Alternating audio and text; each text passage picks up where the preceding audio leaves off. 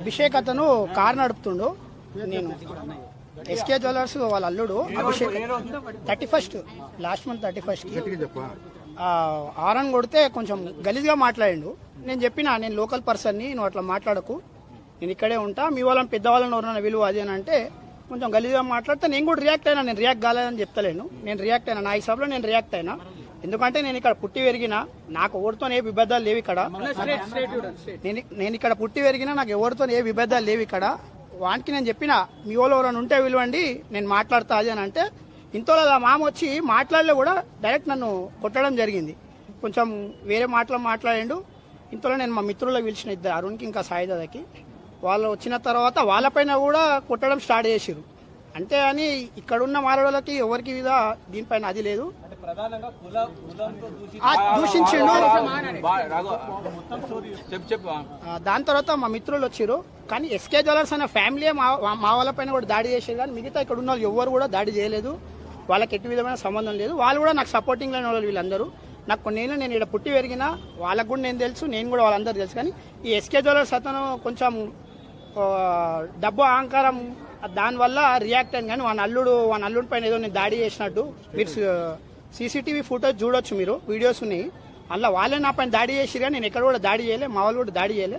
అంటే డిఫెన్స్లో మా వాళ్ళు కొంచెం అదే రియాక్ట్ అయ్యిండు మా బ్రదర్ సాయిదాదా. కానీ కనుక ఉద్దేశపూర్వకంగా ఎవరు కూడా ఏం అది చేయలేదు. తెలంగాణ మీకు ఎట్లా తెలుసు? నాకు తెలంగాణ, నేను ఐఎమ్ వెరీ క్లియర్. ఒక్క నిమిషం, నేను అందరికీ వెరీ క్లియర్ చెప్తున్నా. మేము కానీ ఈ సోషల్ మీడియాలో జరుగుతున్న దానికి మాత్రం మేము బాధ్యులం కాము. అది తిట్టిండు. నేను ఒప్పుకుంటున్నా, తిట్టిండు. అదే 100% క్లారిటీ. ఆయన తిట్టిండు. అది ఏమైనా ఉంటే నేను కోర్టులో చూసుకుంటా. కానీ ఇప్పుడు మా బ్రదర్ చెప్పినట్టు ఇది ఇక్కడ ఉన్న వాళ్ళకి ఇబ్బంది, మా వల్ల ఎవరికి ఇబ్బంది జరగదు. ఇది బయట రాంగ్ వేలో అవుతుంది కాబట్టి ఈ ప్రెస్ మీట్. వ్యక్తిగత జరిగిన విభేదాల గురించి ఇది అతనికి నేను తెలుసు, నేను ఎవరో తెలుసు, నేను తెలుసు, ఈయన తెలుసు, ఆయన కూడా తెలుసు. కానీ ఆయనకి మన డబ్బు అహంకారంతోనే ఆయన రియాక్ట్ అయ్యిందని నేను అందరికీ చెప్తున్నాను. అది 100% ఆయన అన్నాడు.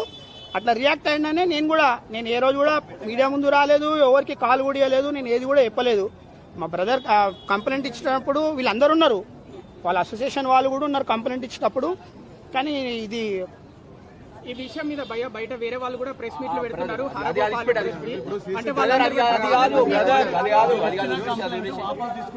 లేదు, నేను ఇచ్చిన కంప్లైంట్ నేను వాపస్ తీసుకుంటలేను. వాట్ ఎవర్ నేను కోర్టులో చూసుకుంటా అంటున్నా.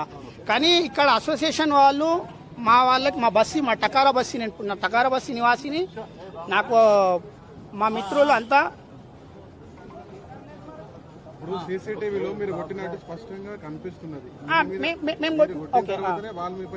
మీరు చూపెట్టండి. నేను కొట్టినట్టు దాడి నేను కొట్టలేదు బ్రదర్, నేను కొట్టలేదు అన్న. నేను ఏడ కూడా ఆయన ఓకే, నేను ఆయన పైన చేయలేదు. నేను రియాక్ట్ అయింది మాత్రం నిజం.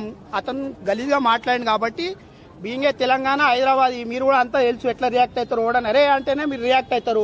అదే విధంగా గలీజ్ మాట్లాడితే నేను రియాక్ట్ అయినా అదే విధంగా. అంతేగాని కావాలని జరిగింది కాదు, ఇది ఇంకేదో ఉద్దేశపూర్వకంగా జరిగింది కాదు. ఆ పిల్లాడు కూడా నాకు తెలియదు. నేను వాడిని క్లియర్గా చెప్పిన, నేను ఇక్కడ టకారా బస్సీ నివాసిని, మీరు క్లియర్ ఏమని ఉంటే మీ వాళ్ళు ఎవరైనా విలువ నేను మాట్లాడతా అన్న. వాడి మామకి డబ్బు మదంతో అహంకారంతో వాడు వచ్చి నన్ను కొట్టిండు. వాడు ఆ స్పాట్లో అరే నా అల్లుడిపై నేను వదిలేయనంటే నేను వెళ్ళిపోతుండే ఆయన నుంచి. కానీ వాడు అట్లా అనలేదు. వాడు వస్తే కొట్టడము, మావోని తిట్టడము, నన్ను తిట్టడము, ఇది జరిగింది.